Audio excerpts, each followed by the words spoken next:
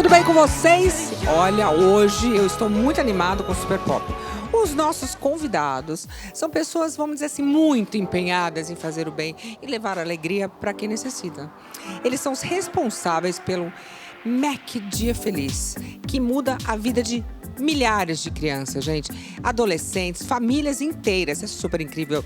É uma coisa assim necessária e muito linda de assistir. E o mais importante, nós vamos mostrar para vocês como também você pode participar dessa missão, que é uma missão que todo mundo precisa se unir, contribuir para garantir um futuro muito melhor para todos. Quero saber se você está preparado. Roda aí o nosso programaço de hoje.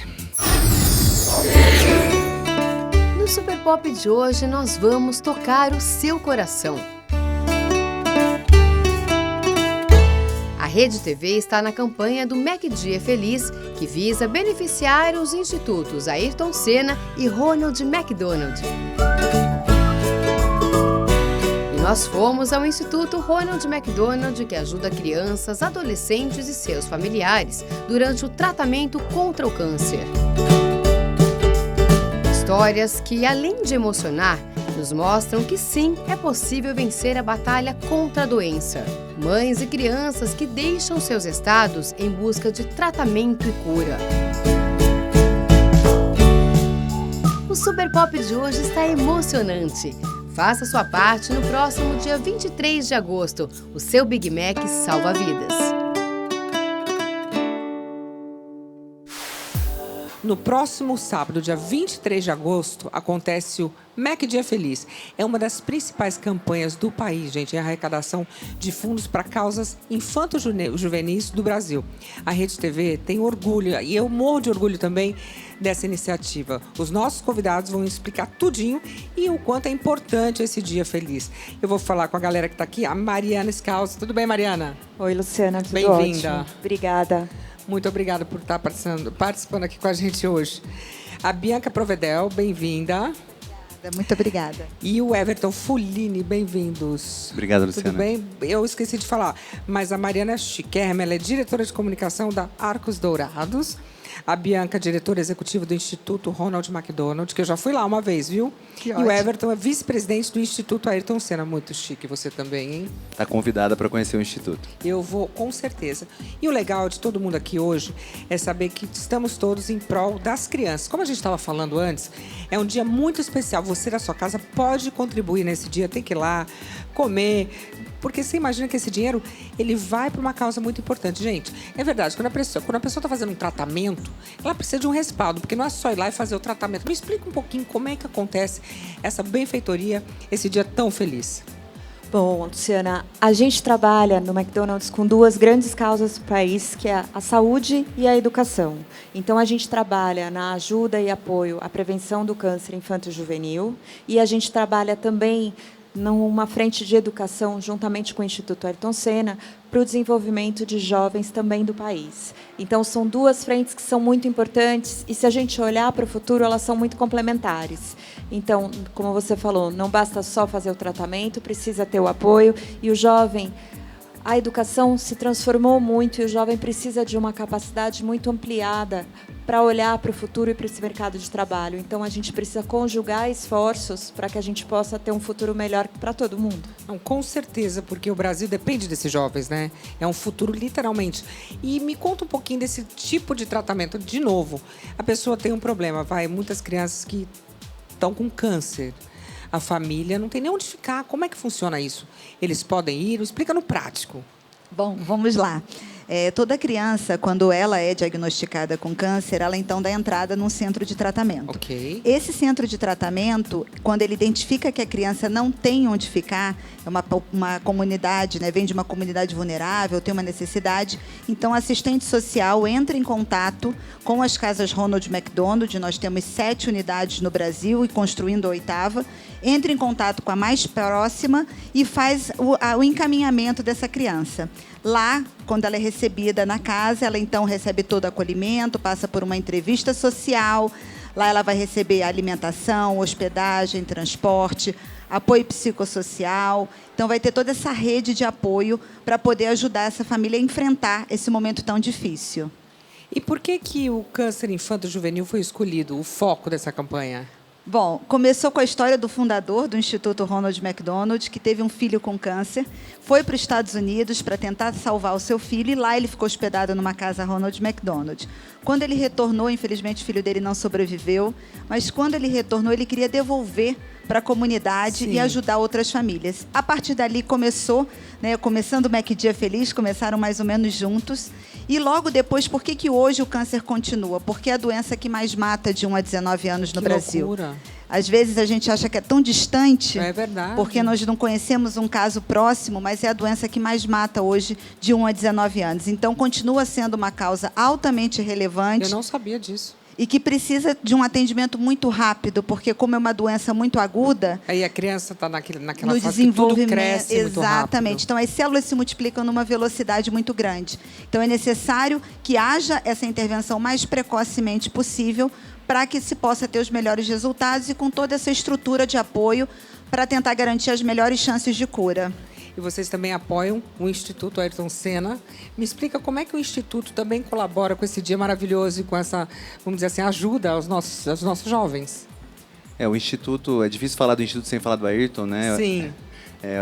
Quem acompanhava o Ayrton vai lembrar que ele era um ídolo apaixonado pelas pistas, pelas corridas, mas também pelo Brasil. Ele era mesmo. E ele sonhava com um Brasil onde as pessoas pudessem desenvolver todo o seu potencial. E ele falou sobre esse sonho que ele tinha com a Viviane 2 meses antes do acidente.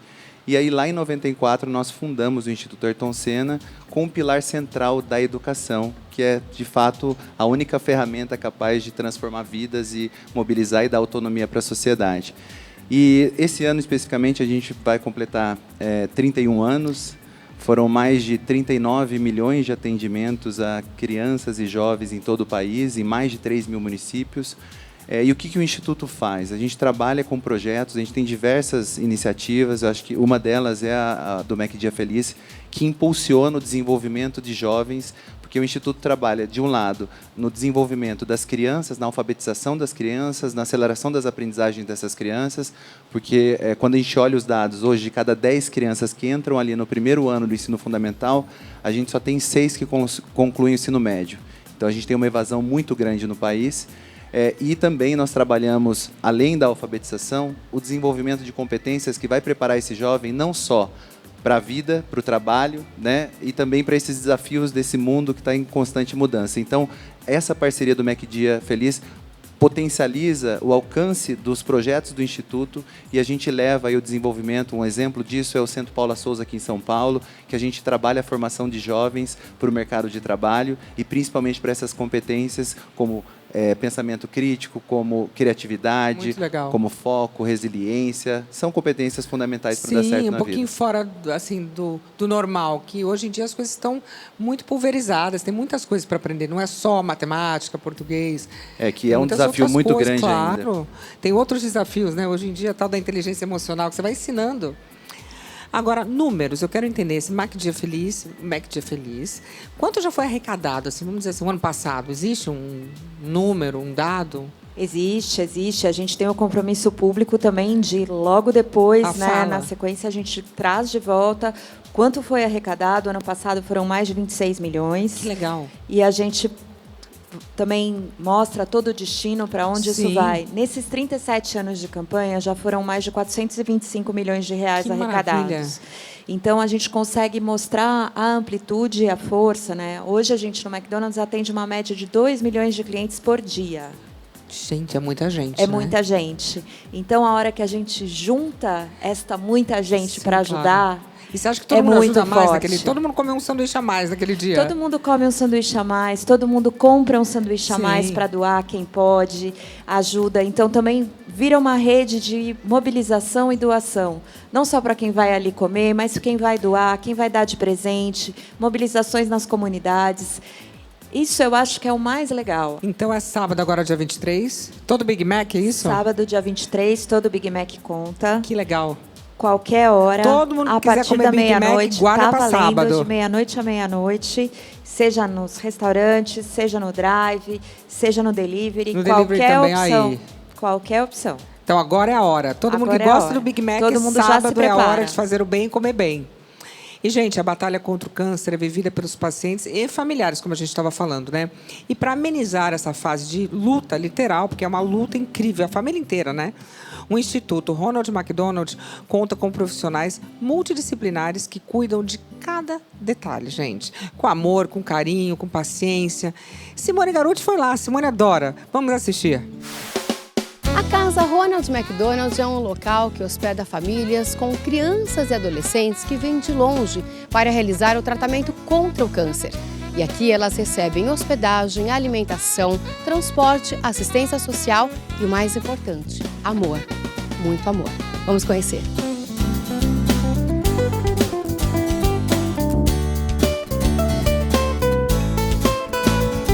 O Instituto Ronald McDonald, há 26 anos, ele atua em prol das famílias, cuidando da jornada antes, durante e após o tratamento. Sim. Antes, com o programa diagnóstico precoce, que ele é focado na capacitação e no treinamento de profissionais da saúde e da educação. Quando a gente fala do durante, a gente está falando de tudo que cuida desse período, como vocês estão conhecendo aqui. A Casa Ronald McDonald, que é um programa global. Dentro da casa, eles recebem alimentação, hospedagem, transporte, 5 refeições por dia, apoio psicossocial, cursos profissionalizantes para os pais e também todo o suporte para atravessar esse momento difícil. Escola para as crianças, né? Todo esse olhar integral à necessidade. Muitas famílias ficam meses aqui, não é verdade? Exatamente. A nossa média de estadia de cada período são 50 dias. Mas o tratamento, em média, do câncer hoje no Brasil, em crianças e adolescentes, são de 2 anos. Então, ou seja, eles vêm e voltam muitas vezes. E olha só, o Mac Dia Feliz, vamos falar desse dia muito feliz, que a gente vai lá, compra o nosso Big Mac e esse Big Mac transforma vidas. Exatamente. Transforma vidas, sorrisos, significa o futuro, né, de milhares de crianças e adolescentes, né? Então, graças ao Mac Dia Feliz, nós já pudemos investir mais de 400 milhões de reais em projetos em todo o Brasil.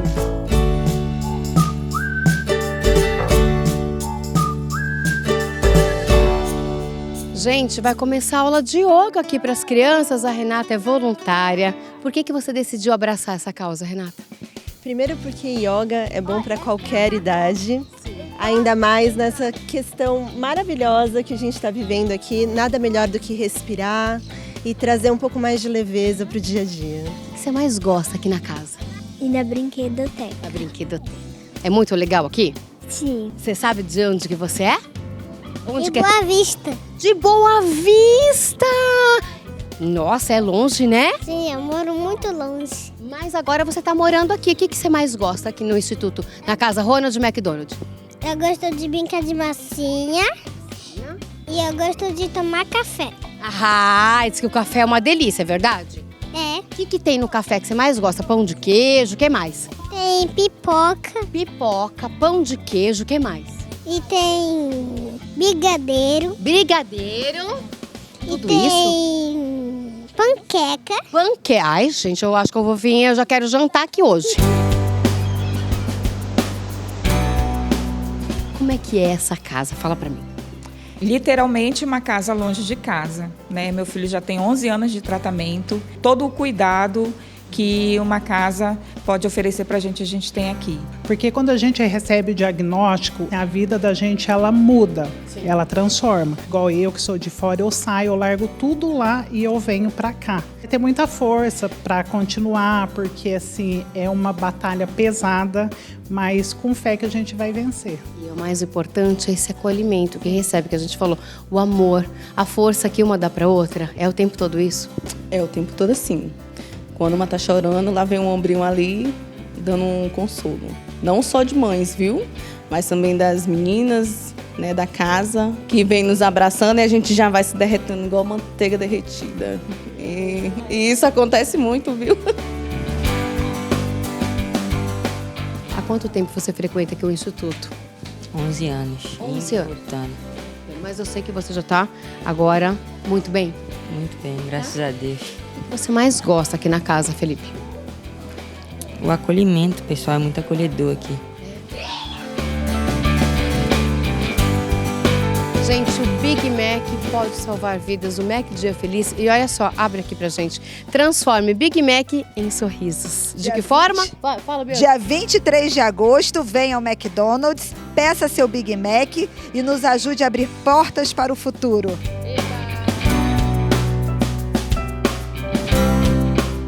Tem coisa melhor que poder ajudar uma criança a sorrir de novo? Porque a criança é tão pura, às vezes a criança nem sabe pelo que está passando e vai de coração aberto, não é mesmo? A criança é um ser iluminado, eles são tão bonitinhos. Imagina uma criança com câncer, não pode ter o tratamento que merece, isso me deixa revoltada, porque todos nós merecemos ter o mesmo tipo de tratamento e respaldo. Isso eu não tinha pensado. A pessoa volta para casa dela. E os medicamentos? E como é que faz para a mãe ficar em casa e cuidar da criança? Ou o pai, que seja. Tem todo uma alquimia. Não é assim tão fácil quanto parece, não é? Exatamente. Por isso que a gente teve que desenvolver programas complementares, tanto para os que ficam, quanto também para pensar nesse retorno. Sim. Muitas vezes, né, as famílias se dissolvem nesse momento, porque ficam longos períodos afastados, aí há uma separação, há uma ruptura. Então, a gente precisa trabalhar justamente, né, nesse contexto e nessa reintegração da família. É importante. E como que o Instituto, como é que a gente pode ajudar o Instituto a também continuar esse trabalho maravilhoso? Primeiro pelo Mac Dia Feliz, né? Eu acho que a principal campanha hoje é a maior campanha de marketing de causa do país. Sim. E o Instituto é muito feliz e a gente está com essa campanha desde 2018. Só no ano passado a gente conseguiu oferecer 819 mil atendimentos a adolescentes, a jovens aí em todo o país. E o Instituto tem várias formas de parcerizar com empresas, né? Então, hoje, toda a nossa parceria, porque o Instituto, para chegar numa escola pública, a gente sempre fecha uma parceria com a prefeitura, com o secretário. Sim. Não há transferências de recursos, a gente não recebe recursos de governo, de prefeituras, e todo o investimento que a gente faz nesses projetos vem dessas parcerias com as empresas. Uma delas é o Mac Dia Feliz, mas tem outras formas de parcerizar, então convido as empresas aqui que estiverem assistindo a buscar conhecer mais sobre o Instituto, nos procurar para a gente construir parcerias de sucesso aí de marketing de causa, para a gente conseguir levar esse alcance para mais longe, né? Hoje a gente tem um desafio muito grande e a gente quer desenvolver esse potencial dessas crianças, que toda criança nasce com potencial. Total. E a gente precisa desenvolver para que elas venham a ser tenha uma profissão. Sim. Nessa vida. Olha, eu queria agradecer, Everton, muito obrigada, parabéns pelo seu trabalho. Agora sábado vai bombar, então eu vou Deus ficar, quiser. vai dar, todo mundo vai comer um sanduichinho gostoso, todo mundo com certeza. Eu quero agradecer também a Bianca. Bianca, muito obrigada, seu trabalho é lindo. Eu tô aqui torcendo para vocês bombarem muito no sábado. Com certeza será um grande sucesso. Convido todos a participarem. É uma campanha linda e uma campanha que mobiliza vidas, né, e que traz muita esperança para milhares de famílias no Brasil. Maravilhoso. Eu tenho certeza que todos os meus telespectadores vão estar indo comer um Big Mac no sábado. Que delícia. Fora que é gostoso, né? É gostoso e a gente te espera lá. Eu vou, com certeza. Eu sou cliente já, né? Vocês já viram que eu tô sempre comendo um sanduichinho. Então você vem também. Com certeza. Qualquer uma das nossas lojas, são quase 1.200 lojas pelo país. Muito bem. E a gente conta muito com todo mundo. Mariana, muito obrigada. Parabéns pela iniciativa. Eu acho que a gente precisa, cada um, fazer um pouquinho pela sociedade. A gente vive aqui, né? Então vamos cuidar das nossas crianças, nossos adolescentes. Muito obrigada, de verdade. Eu adorei falar com vocês. Eu tenho certeza que os meus telespectadores do meu programa, vai todo mundo lá. Tenho certeza. E agora eu vou aproveitar e vamos apresentar os meus convidados. Eu vou apresentar a primeira grávida, né? Temos uma grávida, então já vamos falar direto com ela. Boa noite, Isabela Camargo. Tudo bem? Excelente, obrigada, Lu. Boa noite. Estamos ótimos. Tá muito linda. Menina, menino... Menino Antônio, dessa vez. Graça. Grávida aos 44 anos, bem feliz, então, em poder exibir, né, essa pancinha muito bonitinha aqui. Essa pancinha. Parabéns. Obrigada. Quantas semanas? 28. E ainda o melhor ainda está por vir. Sim, mas bem feliz em estar aqui contigo. Muito legal. Muito obrigada pela presença. Eu vou falar boa noite para a Nana de Castro. Ela é escritora, psicóloga e roteirista de cinema. Tudo bem, Nana? Oi, é um prazer, Luciana, estar aqui com vocês todos. Um prazer estar fazendo parte aqui do programa. Muito obrigada. Falar boa noite também para o Sander. Sander, fazia tempo que eu não te via. Fazia tempo que eu não te via, Lu. Prazer estar aqui. Sempre aparece. É isso aí. Você está bem? Tô ótimo. Muito bem. Obrigado. E a gente vai falar boa noite também para Juliana Dantas, especialista em luto. Tudo bem, Juliana?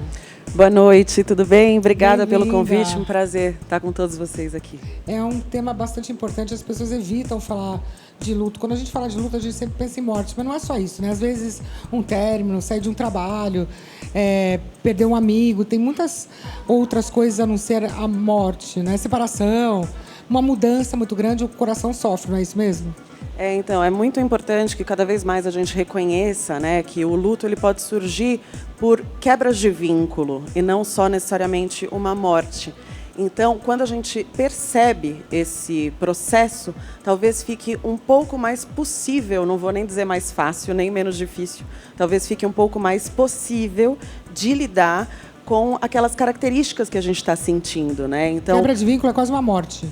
Quebra de vínculo é o que pode gerar luto. Sim. Então, pode ser um caso de infertilidade, Sim. uma perda gestacional que muitas vezes é subestimada socialmente, uma perda de um pet que ainda bem estão olhando cada vez mais para isso, mas existe uma gama de lutos pouco reconhecidos socialmente. Então, eu acho que eu vou falar que o programa é mais um recomeço, porque eu gosto de olhar sempre para o copo meio cheio. Bom, a gente vai começar com uma situação bem delicada, que a Nana, que está aqui com a gente, ela perdeu a filha Celina. Aí sim o negócio já começa a ficar bem mais delicado, né? De 16 anos em 2021. Mas Nana decidiu transformar a dor em arte e criou a história em quadrinhos O Céu de Celina. Eu queria entender um pouquinho como ela está conseguindo lidar com essa situação extremamente delicada. Coloca aí, por favor. A psicóloga Nana de Castro perdeu a filha Celina, de 16 anos, que em 2021 cometeu suicídio. Este ano, a minha filha de 16 anos se matou. Eu estou aqui para dizer o que eu comecei a aprender antes dela partir. O que hoje eu sei, que me foi ensinado para que eu soubesse fazer parte da vida dela. Eu aprendi que você narra a sua vida. Em suas redes sociais, a escritora fala sobre o assunto, que é muito delicado. A que um dia me confessou que não era feliz nesse mundo, que só resistia para não doer em mim. A que decidiu e não deixou ninguém se colocar entre ela e seu projeto de fim. Nem psicóloga, nem psiquiatra, nem a mãe, que ela amava. A culpa que muitos pais carregam após o suicídio de seus filhos. No fim, é tudo imaginário, é tudo venha o que vier. Eu escolhi o não e o defenderei a qualquer custo, como ela me ensinou. Não às culpas. Nana criou a história em quadrinhos O Céu de Celina para falar sobre a importância da saúde mental. Aí me perguntaram assim, o que tem de verdade da sua história que você colocou aqui na HQ, né? Tem situações, tem muitas situações que eu vivi com a minha filha que me inspiraram para escrever. Nana, muito obrigada por você estar aqui. Eu acho que perder um filho, uma filha, eu não consigo imaginar nada tão delicado, para não dizer ruim, porque eu não vou querer começar a chorar eu.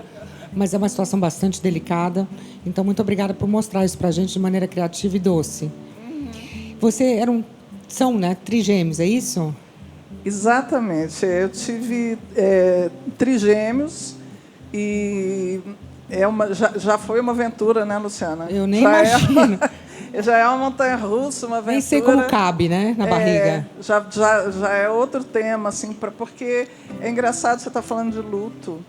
E, de alguma forma, quando a gente é mãe, alguém em nós também se vai, né? Porque a gente é como se morresse uma pessoa e nascesse outra. Uma mãe, nasceu a mãe. Que é mãe. E nem sempre ela é pronta, não é que ela nasce pronta, né? Ela nasce, às vezes, meio não sabendo. Criança, né? Você é mãe, nasceu a criança, você é transformado imediatamente em mãe. E eu vivi essa situação ao avesso, quando a minha filha se foi, porque é isso, assim, de alguma forma, Luciana, vai-se um pedaço, né, da gente e assim, como eu escrevo, eu trabalho com cinema, com teatro, eu trabalho com arte, e a arte é a minha forma de sobreviver, né? A arte é minha salvação, escrever é minha salvação. Eu comecei a fazer coisas com a arte e é importante dizer para as pessoas aqui, porque tem um tema mais complexo envolvido nisso, porque a minha filha se suicidou. Então, ela tirou a própria vida aos 16 anos. E aí eu aprendi uma outra coisa super importante, sabe, Luciana? Porque eu comecei a estudar muito. E eu também não gosto de vir falar de coisa triste aqui, mas um fato que está acontecendo, isso é a pesquisa da Fiocruz, que o índice de suicídio entre jovens e adolescentes no Brasil e na América Latina está escalando. Por que será? Está crescendo. Pois é, isso vale muitas questões que a gente precisava. E é difícil falar de morte, é difícil olhar para isso. E como é difícil, a gente meio que deixa no escuro. E eu aprendi com especialistas como a Karen, como a Karina, que são especialistas em suicidologia, que é algo fundamental hoje falar sobre isso. Ela deixou alguma carta, alguma demonstração? Deixou. Ela explicou? Porque primeiro que você tem 16 anos, você vê o mundo de forma diferente. A gente acha que não tem uma maneira de sair daquilo, é tudo muito hormonal. Impulsivo, né? Então, sim, ela deixou, Lu, e o que acontece é assim, né? Cada caso de suicídio é muito específico. E o suicídio, a gente aprende que ele é uma coisa multifatorial. Sim. Então, a história da Celina, assim, as razões da Celina, o que levou a Celina a esse extremo, pode não ter nada a ver com a outra criança, com a outra, o outro adolescente. Então, a gente toma cuidado, porque eu sei que quem está em casa, o pai, a mãe, a gente fica desesperado. Nossa, eu já tô e a gente fica aqui. assim, por que foi? E tentando achar os motivos. Para proteger assim, o nosso. Para proteger o nosso. Então, assim, realmente... Tem alguma dica que você possa dar? Para a gente não ter que viver o luto, pelo amor de Deus. Então, não tem. Luciana, eu acho que assim, eu convivi, eu fiz um trabalho de pós-venção com mães que perderam os filhos. Sim. Algumas perderam os 2 filhos. Algumas perderam filhos gêmeos para o suicídio. Então, assim, eu queria ser muito honesta aqui, porque eu acho muito corajoso você abrir seu programa para isso. Acho mesmo. Na mídia não é fácil. A gente consegue falar de coisas divertidas, engraçadas, mas falar da dor... Coisas triviais. É isso. E como a gente não fala, o adolescente que está na sua casa, o seu filho, ele sente que ele não pode falar. Porque o mundo é uma grande internet, é um grande Instagram, onde tudo é lindo. Tudo é lindo, tudo eu tenho perfeito. seguidores, eu sou feliz, minha família é linda. Né? E quando você não está se sentindo assim, não está se sentindo adequado, você não tem espaço. Né? Não se enquadra. Você não pode, né? Você não pode ligar, pegar o celular e falar isso. Então, esse espaço que você está abrindo aqui, para que a gente diga, olha, é preciso poder falar da dor, poder falar, eu não estou dando conta. Não estou bem. Você faz... Deixa eu ver o... HQ? O livro, né? Esse livro você fez para ela? Na verdade, não. Eu fiz assim... eu queria muito, quando eu entendi essa necessidade da gente jogar luz sobre o tema e trazer essa discussão, principalmente nas escolas, eu falei, meu Deus, eu sou roteirista, eu sou autora de cinema, de teatro, eu tenho filmes no streaming, então eu preciso fazer alguma coisa. E aí eu criei uma história em quadrinho para os jovens, que é uma HQ, uma graphic novel. Então a gente fez uma coisa muito bacana. Uma graça. Para que o seu filho possa olhar e falar assim, não é impossível eu sentir dor, eu sentir depressão, eu sentir angústia, eu sentir vontade até de morrer. Mas isso é uma passagem. Não. Quando eu falo, eu me curo. Como você conseguiu? Você falou, mas é uma coisa que você me fala, de verdade. Nós estamos todo mundo combinando de não chorar, né? Então eu vou pular, eu vou para a próxima. Vamos combinar todo mundo de não chorar. Aqui, gente. Falar de filho é muito sensível. Luciana, acho melhor assim, a gente pular essa pergunta. A gente nem pode desistir. Eu tenho outros 2 filhos. Eu não vou dourar a pílula aqui. Quando aconteceu, quando eu perdi ela, eu perdi a vontade de viver. Eu morri junto com ela ali. Então, não vou... E porque até em respeito às mães que passam por isso. Porém, eu tenho outros 2 filhos. Tem 2 filhos que precisam de você. E eu tenho um monte, porque o suicídio ele impacta a família inteira, claro. Pessoas, amigos. Óbvio, todo mundo que jovens. gosta. Então, assim, no enterro da minha filha, tinha um bando de jovens olhando para mim. E assim, o que eu vou dizer? Sim. É assim, eu cheguei em casa no dia Nossa. que eu saí do hospital, eu peguei meus 2 filhos e falei, a gente vai sobreviver. Sim, porque você tem que fazer isso. A gente vai... Porque, assim, cara, eu não posso... Os meus filhos adolescentes não podem herdar isso aos 16. Claro. Então... Como eles estão hoje? 20. Mas eles estão bem? Então, que bom. Eles estão bem. Eles... Óbvio que outra coisa, Luciana, que, nossa, assim, eu tenho uma condição de vida que eu tive apoio psicológico, psiquiátrico. Nós tivemos todo tipo de apoio. E a Celina também teve todo tipo de apoio. Então, isso é alguma coisa assim... Óbvio que essas mães, muitas que eu conheci no trabalho de pós-venção que eu fiz, elas não têm. Nossa, e assim, é preciso... Aí é duro. E é preciso entender que você, depois que você perde um filho, principalmente para o suicídio, você é meio que isolada socialmente. Sim. Por quê? Porque ninguém quer falar. As pessoas têm medo de chegar e conversar com você sobre isso. Juliana, perder um filho é assim, quando a gente pensa na pior coisa do mundo, seria isso. Como lidar? Eu vi que ela fez quase uma catarse, né? E fez um livro que vai ajudar outros jovens. Talvez fazendo de uma maneira construtiva, ajudando outros jovens, ela consiga, de alguma forma, amenizar isso e fazer com que isso, uma flor brote dessa morte, de uma existência nova. Mas como consegue? É uma coisa assim que eu não consigo nem pensar. Eu juro, começa a gaguejar aqui. É sempre legal a gente pensar que é impossível superar, mas é possível lidar, trabalhar, conviver, processar o luto.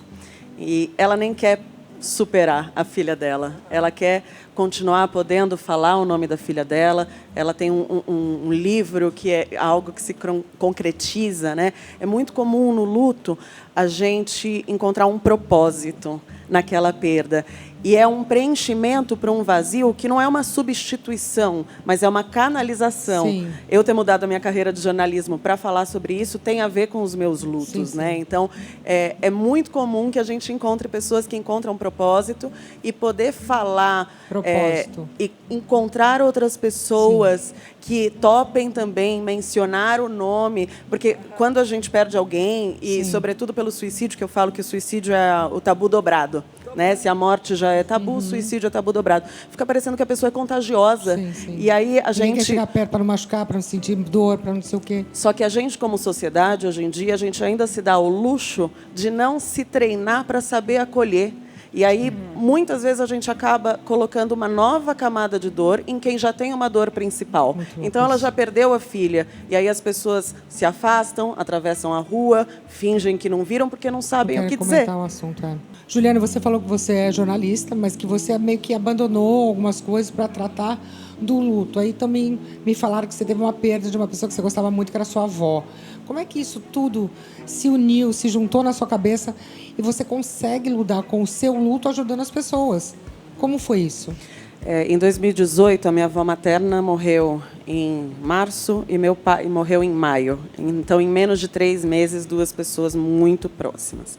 E eles morreram sob cuidados paliativos, com muita dignidade. E eu senti que eu tive um privilégio de ter acesso a essa dignidade. Estou em São Paulo, sou de classe média, tive acesso, já conhecia as equipes. E eu falei, ufa, que privilégio. E, em seguida, me deu um faniquito, que eu falei, é um privilégio e não pode ser para mim e para mais uma meia dúzia. Poder perder as suas pessoas com dignidade. E isso faz toda a diferença no luto, tende a fazer toda a diferença no luto. E aí eu comecei a falar sobre cuidados paliativos, na verdade. Eu sempre trabalhei com rádio e televisão, trabalhava com jornalismo geral, estava cobrindo buraco de rua, economia, meio ambiente e tudo. E aí eu fui mudando a minha carreira. Faz alguns anos que agora eu só falo sobre isso, cuidados paliativos, morte, luto. E é para a gente conseguir naturalizar esses processos, né? Eu falo Mas é natural? Super. Conseguir lidar com essa dor, uma coisa o luto. Por exemplo, a gente sempre imagina que uma avó morre antes da gente. Algumas coisas a gente meio que segue uma historinha. Pai e mãe, em algum momento, deveriam ir antes da gente. Mas um filho, como é que lida com isso? Não é um... Né? Existe um luto mais difícil que o outro? Não necessariamente. A gente evita hierarquizar as dores, né? Porque o luto ele depende do vínculo. Então, ele é o vínculo de uma pessoa que partiu, da pessoa que ficou. Então, é muito comum até da briga entre irmãos, porque o mesmo pai morre, ficam 3 irmãos. Um não derrama uma lágrima e vai cuidar das papeladas. A outra irmã fica chorando em cima do caixão, destruída. E a outra estava viajando e escolheu não voltar de viagem. Quem está sofrendo mais? A gente não sabe, né? Exatamente. Cada um sofre de uma maneira. maneira. Só que como a gente tem uma tendência de e classificar... no momento, né? Sim, entendo. E botar do numa vínculo. Caixinha. Exato. Então, muitas vezes, acabam saindo brigas em família. E julga o outro. Você não estava ligando. Sempre aponta o dedo, né? Exato. Então, a gente gosta de falar que o luto é um processo humano, natural, saudável e desejável diante da quebra de um vínculo importante. Bom, nós estamos falando de luto, são vários tipos de luto. Como a gente acabou de ouvir da especialista, a gente não pode julgar. Às vezes é a perda de uma mãe, de uma avó, de uma filha, de um bichinho de estimação, de um emprego, de um casamento. Porque cada um sente como pode, como tem dentro de si. A gente estava falando agora com a jornalista Isabela Camargo. Ela foi vítima da síndrome do burnout. E ela apresentava a previsão do tempo na televisão ao vivo, na TV Globo. Teve um apagão. Isso aí, assim, é desespero. Eu nem consigo imaginar. Eu estou aqui ao vivo, de repente, ferrou tudo. Hoje, Isabela, palestrante, fala sobre saúde mental, que é muito importante, gente. Quando você está no momento fragilizado, você está no programa ao vivo, imagina, e de repente, nada. Nossa, coloca aí. Isabela Camargo é uma referência no jornalismo brasileiro. Boa noite para você, boa noite a todos. Olha, o que a gente pode esperar para esse primeiro domingo de inverno é muito sol e pouca umidade no ar. Mas com excesso de trabalho, ela teve um apagão ao vivo. Isabela, então, decidiu procurar ajuda. Por dentro estava colapsando. Então, por dentro, naqueles 3 segundos em que eu não sabia quem eu era, nem para onde eu ia, nem onde eu estava, eu retomo, termino do expediente, eu fiz ainda mais o jornal, que era o Bom Dia Brasil, aí... Acabou tudo, minhas responsabilidades, ok? Então, agora eu vou ao médico. A garota do tempo foi diagnosticada com síndrome de burnout. E logo após voltar da licença médica, Isabela foi demitida da TV Globo. A palavra empoderada, para mim, eu nem gosto de usar, porque as mulheres sempre foram poderosas. A diferença é quando ela se reconhece poderosa. Mas isso não abalou a jornalista. No palco do Super Pop, Isabela vai contar como deu a volta por cima. Isabela, pelo amor, aí você tá lá no ao vivo, na TV Globo, audiência lá em cima, de repente burnout, literalmente desceu uma tela preta. E aí? E aí que naquele momento, Lu, eu descobri que dor que não sangra dói em dobro. Porque quando eu tive o apagão, eu estava ao vivo, fazendo um dos 3 jornais que eu fazia toda madrugada amanhã, e eu esqueci o nome da capital do meu estado. É diferente você esquecer a chave de casa e esquecer onde você mora. Então, naquele momento, perceptível, eu só consegui deixar... As pessoas perceberam que foram os 3 segundos. Muda. Só 3 segundos. 3 segundos é bastante na televisão. Muito. Mas o que ninguém estava vendo é que a visão ficou escura, a boca ficou seca, o coração acelerou, o estômago embrulhou, as pernas tremeram. E se eu tivesse desmaiado, a história teria sido outra. Mas eu não desmaiei. Ficou acordada para viver aquilo? Não, eu não desmaiei, porque o que nós fazemos? A gente segura até o último segundo. Eu retomo aí a minha capacidade cognitiva, encerro esse jornal que eu estava fazendo, fiz mais um, e aí sim eu vou ao médico sob risco de convulsão. Estou contando tudo isso para dizer que, como as meninas já disseram, dor que não sangra dói em dobro. Tipo implodindo, né? Lu, se uma dor sangra, você vai ter empatia da pessoa que está ao seu lado. Quando você está vivendo um problema relacionado à saúde mental, você está lidando com a sua dor e com o julgamento de quem não está mais, mas não consegue mesmo. Né? É como eu dizer para uma pessoa que tem asma, dizer, mas tem tanto ar aqui, como é que você não consegue respirar? Não é?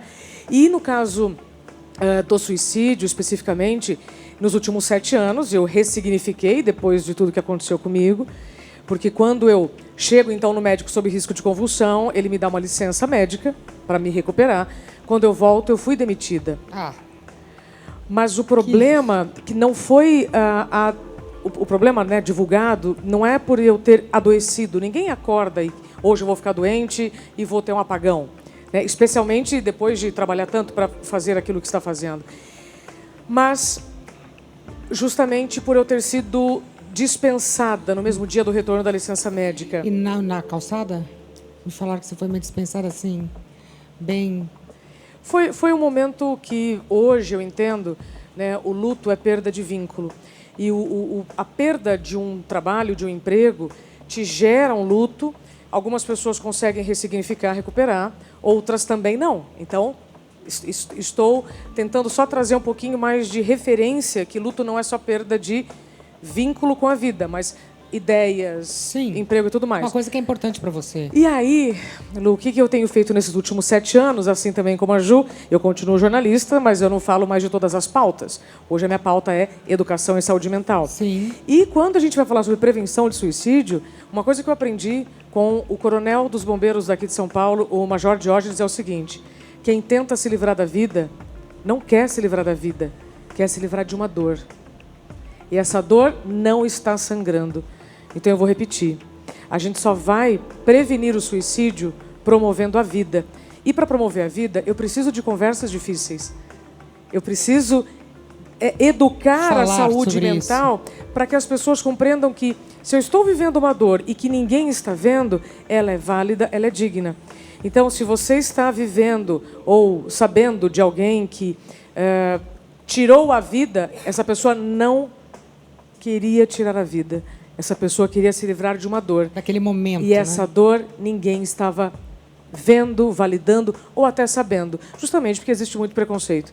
Hoje, o maior preconceito da saúde mental, o maior inimigo da saúde mental é o preconceito. Deixa eu te tentar entender, antes desse momento, o que aconteceu com você. Tem alguma coisa assim que você... Várias coisas. Eu fui por 4 anos tratando vários sinais e sintomas e problemas, assim. Mas que tipo? Alergia de pele, queda de cabelo, problema no estômago, no intestino. Eu fiz uma cirurgia para safena, porque eu não tinha recuperação venosa, porque eu não conseguia dormir a quantidade necessária. Eu entrava para trabalhar de madrugada. Então, eu fui tratando tudo isso. E detalhe, fui tomando remédio para dormir, para acordar, para performar, achando que eu estava sendo resiliente. E, na verdade, eu estava apelando. Então, muitas vezes, a gente vai buscar recursos para dar conta de um estilo de vida insustentável. Você está achando que você está sendo resiliente. Estou conseguindo. E, no fundo, você está sendo o seu próprio suicida. E hoje, né, 7 anos depois, muitas coisas mudaram. Eu trabalho com a prevenção. Como é que previne isso? Falando do assunto, conversando? A síndrome de burnout? Se entendendo, Bom, então... Para a síndrome de burnout, é importante a gente separar em 3 etapas, porque tem muita gente banalizando também o termo. Cansaço não é burnout, exaustão não é burnout. Burnout é perda de funcionalidade. Então, não é de um dia para o outro, um fim de semana ou meses, quando você está dando mais do que você tem. É a mesma coisa que você querer rodar um carro sem combustível. Você consegue por muito tempo? Não. Não. Então... a gente tenta.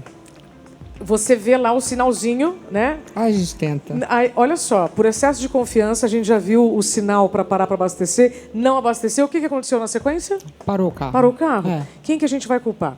No caso do nosso corpo, nós vamos recebendo vários sinais. Dor de cabeça frequente, aquele olhinho que treme assim do lado. Nossa.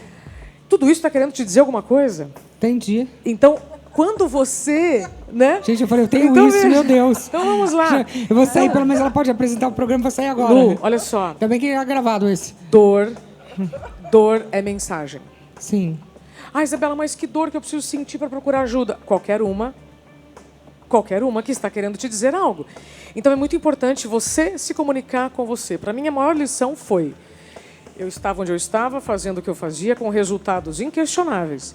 Mas eu não sabia me comunicar comigo. Sim. Eu não respeitei todos aqueles sinais que meu corpo estava dando. Aí, o Papai do Céu disse assim, ok, desliga. Por que está todo mundo meio exausto, está todo mundo meio doente, que eu digo assim, na questão mental mesmo? Obrigada. Porque falta limite. Dá um tempo. Como Encontrar Limite em um Mundo Sem Limites. É curioso porque esse livro ele não fala sobre burnout. Eu já tinha começado a escrever ele antes do diagnóstico.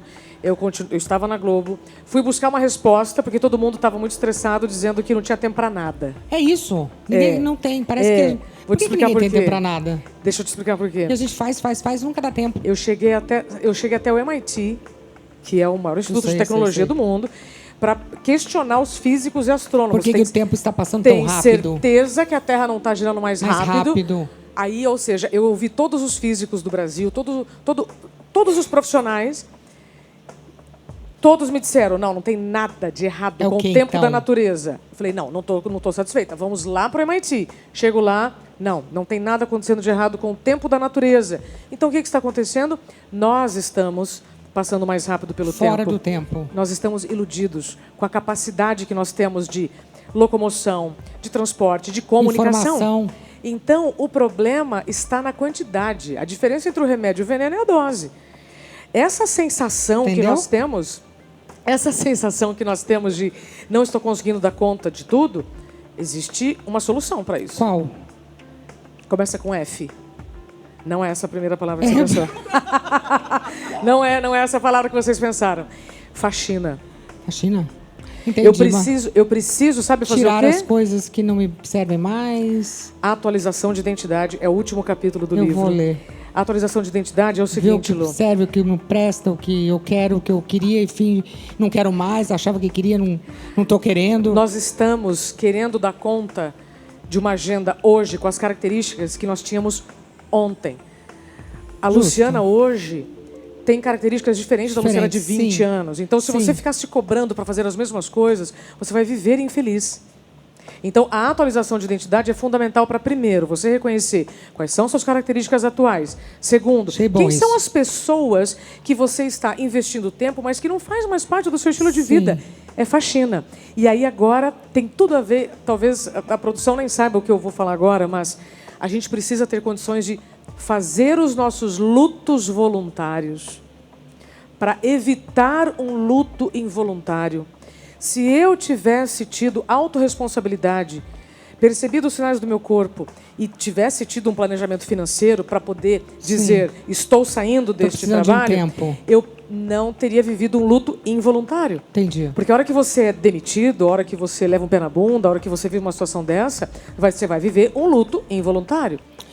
Bom, agora a gente vai falar um pouco do Sander, que fez muito sucesso com a banda Twister, veio aqui várias vezes no ano 2000, mas pouquinho tempo depois envolveu-se com drogas, a gente também já falou aqui. Sim. Depois você chegou a ser preso, também me lembro, e chegou a participar de uma rebelião no presídio, mas reescreve hoje uma nova vida, uma nova história, cheia de felicidade, com um sorriso no rosto. Vamos assistir. Meu amor, esse amor. Sander Meca estourou com a banda Twister nos anos 2000.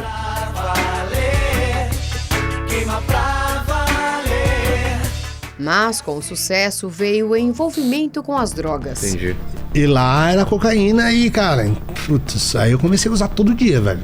Já usei droga chorando, velho. Putz. Sabe, é uma coisa muito louca, porque assim, seu corpo pede... E você não quer, não quero, mas puta, eu preciso. O cantor chegou a ficar preso por tráfico de drogas de 2000 a 2002. Mas me pegaram, eu tava com 10 êxtases. Eu tava num bar, só que eu também tava com um pouco de cocaína usando no banheiro do bar. E aí o dono do bar me chamou a polícia e falou, tá usando aqui, não sei o quê. Chegou a polícia, me levou embora e já me reconheceram, fizeram O artista faz uma importante revelação. Foi viciado também num conhecido remédio para dormir. A minha dependência química precisou de tratamento quando eu me viciei em remédio. Tem um remédio específico, Zolpidem, cara. Eu tomava 30 comprimidos no dia. Mas Sander ressignificou sua trajetória. Escreveu um livro, se casou, tem uma filha e conta sua história em todo o Brasil. Bom, primeiro eu fiquei muito feliz em te ver assim, com esse sorrisão, com a cara de feliz, saudável. É tão bom te ver, porque a gente... Tô acostumada a te ver há tantos anos e a gente já viu todas as fases. E eu quero dizer que olhando para você agora é uma boa fase. É ótimo, a melhor de todas. Posso dizer, maravilha. Não tenho dúvida que é a melhor fase da minha vida. Já estou vivendo há um tempo. Que gostoso. E, primeiro de tudo, eu queria dizer boa noite. Estou felizão, muito feliz de estar aqui. E queria dizer que eu tenho uma gratidão e um carinho enorme por você, pela sua equipe, pelo seu programa. De verdade, de coração, porque assim... comecei a participar aqui do seu palco assim, em 2000, lá com o Twister, no auge da fama, assim, de 2000 a 2003, carreira internacional, Twister, a gente vendeu 250 mil cópias no Brasil, enfim, na América Latina, e a gente estava aqui. Aí depois veio a prisão, né? Aí veio 2 anos de prisão. Depois, quando eu saí, você me recebeu aqui, vocês sempre com muito carinho, né? Deixaram contar a minha história e como foi.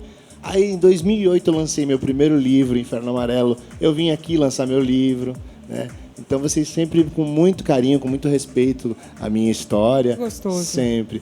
Aí, depois, em 2013, acho 2014, vocês me contrataram. Eu fazia a banda de apoio aqui do palco. Cantava, eu me lembro. Cantava, junto com os meus amigos. E, que história bonita nossa. 2020, vim, lancei meu outro livro, Correntes Invisíveis, aqui.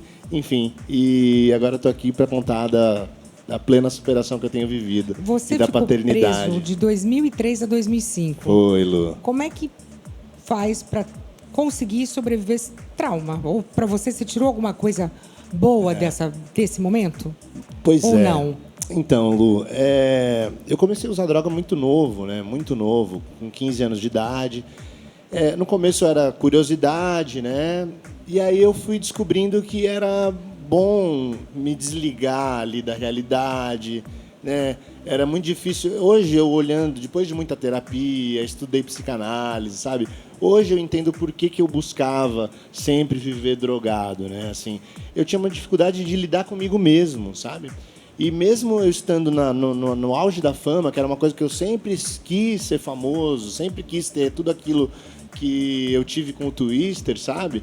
Mas eu não era feliz. Então, eu fazia um show para 20 mil pessoas e eu terminava o show e ia para um quarto de hotel e ficava ali me drogando, né? E bebendo, enfim. Sempre me anestesiando, né? Então, sempre fugindo da realidade que eu não sabia o que era. E isso eu fui me tornando um adicto, né? Um dependente químico. E foi, com o passar dos anos, aquilo que parecia uma brincadeira, prazer e anestesia, foi se tornando um pesadelo. Eu não conseguia mais viver sem drogas, né? E quando eu fui preso, só piorou tudo isso, porque eu passei a usar mais drogas ainda. Na cadeia? Na cadeia, né? Então, quando eu saí da prisão, realmente eu saí completamente viciado, pior do que eu entrei em outras substâncias, né?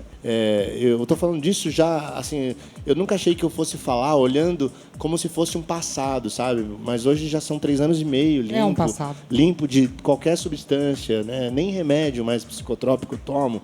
Porque, assim, eu também me tornei farmacodependente. Nada contra remédio psicotrópico, tá? Só estou falando... Mas hoje em dia todo mundo toma alguma coisa. Só a grávida que provavelmente não. E deixando claro que eu não estou falando mal de remédio psicotrópico, mas eu não conseguia tomar a dose correta. Sim. A dose prescrita. Era eu tomava a cartela. Entendi. Eu tomava a cartela.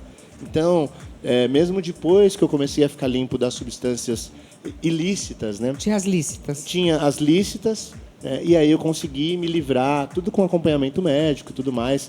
Então, hoje, assim, eu posso dizer que quando a minha filha nasceu, eu tenho muito orgulho em dizer que a minha filha vai fazer 3 anos e ela nunca me viu drogado, sabe? Que bom. Nunca me viu, sabe, que ruim. Vitória. Eu posso dizer, assim, que a minha esposa, Adriana, é responsável demais por isso, assim, porque... ela me fez acreditar que era possível e me fez olhar para mim, sabe, e olhar para ela de uma forma assim, a gente pode, a gente consegue, sabe?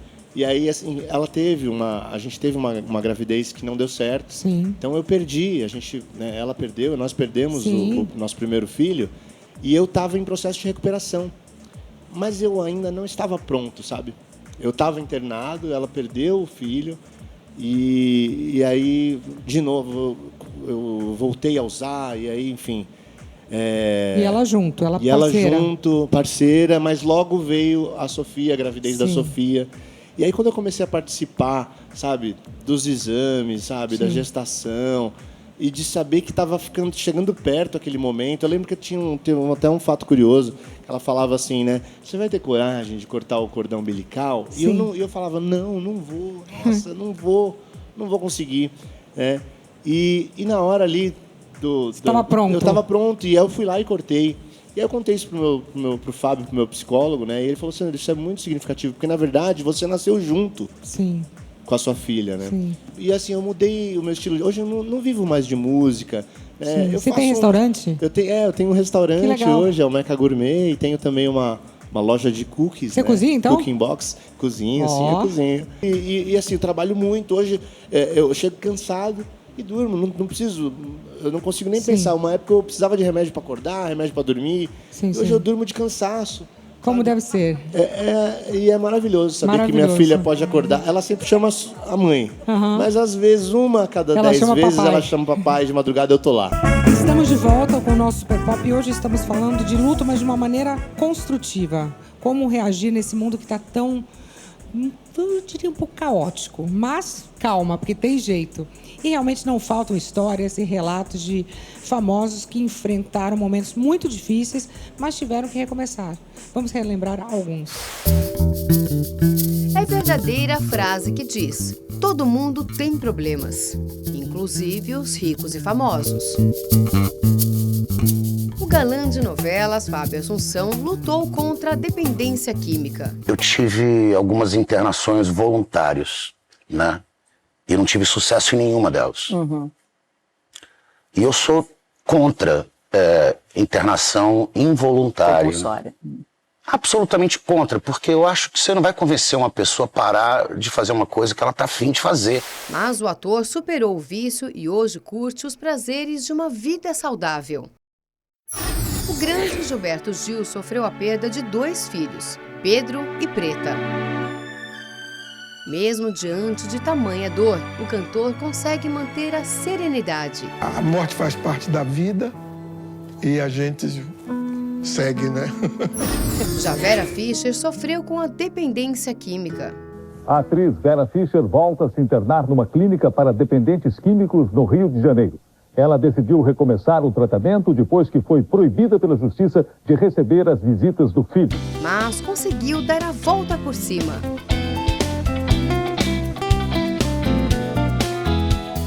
Isabela, eu comentei mais ou menos essa história do famoso. Acontece o que todo mundo passa por várias dificuldades. É que o famoso passa e todo mundo tá olhando. Ou pelo menos a gente sente isso. Todo mundo tá olhando, tá julgando. Tá dando opinião. Mas é aí que mora a autorresponsabilidade, Lu, da gente pegar e ignorar também. Mas que todo mundo? Quem são essas pessoas?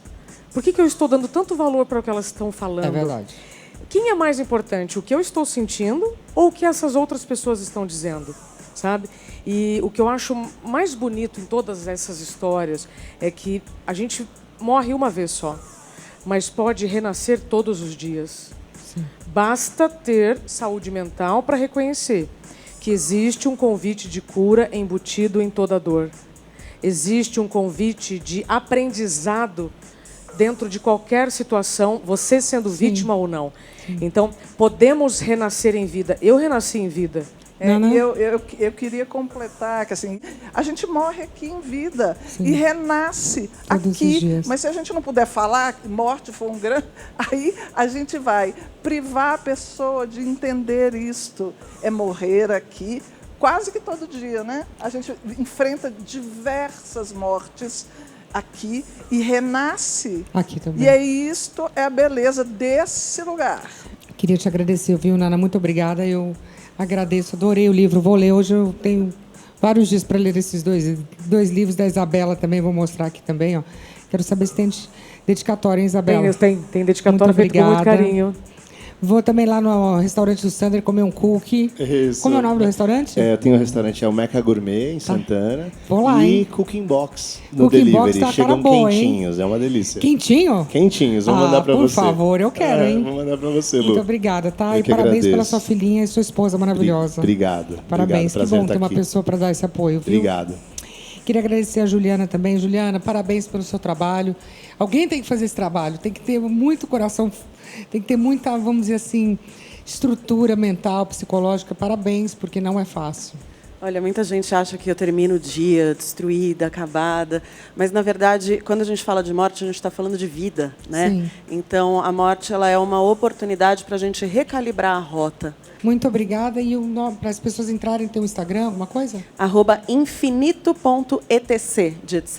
Infinito.etc. Obrigada. Bom, eu queria agradecer a todos vocês. Eu acho que é um programa que realmente identifica uma situação que estamos vivendo, e não é só no Brasil, mundialmente. As pessoas estão sem tempo, mas o tempo está aí. Então, eu acho que é muito mais interno, o que a gente entendeu aqui hoje, do que externo. Então, vamos procurar nos cuidar, manter-nos saudáveis e viver a vida, porque na realidade ela é muito boa, né? Sim. É isso aí. Queria agradecer a todos. Muito obrigada. Boa noite. Um beijo.